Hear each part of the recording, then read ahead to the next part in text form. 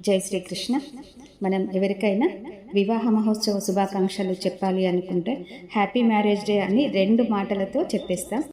అలా కాకుండా ఈ శ్లోకం ద్వారా ఎన్నో మంచి మాటలను, మంగళకరమైన మాటలను వారికి అందించవచ్చు. మనం ఆ శ్లోకం ఏంటో విందాం.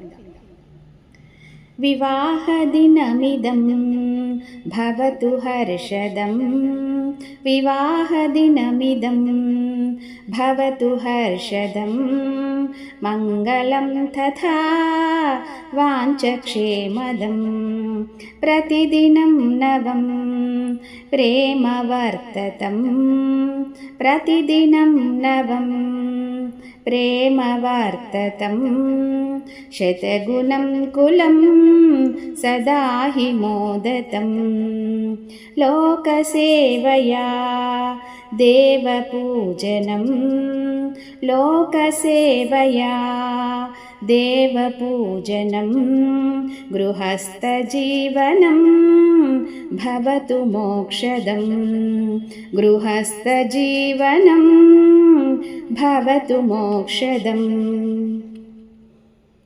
అర్థం కూడా తెలుసుకుందాం.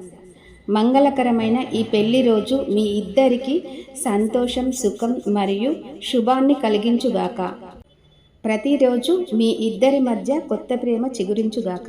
అది 100 రెట్లు పెరిగి మీ పరివారము సంతోషంగా ఉండుగాక. భగవంతుని మీద భక్తి భావన మరియు సమాజ సేవలో సంసారిక జీవనం నుంచి మోక్షాన్ని పొందుదురుగాక. ఎవరి పెళ్లి రోజులైనా ఈ శ్లోకాన్ని మనం షేర్ చేద్దాం. జై శ్రీకృష్ణ.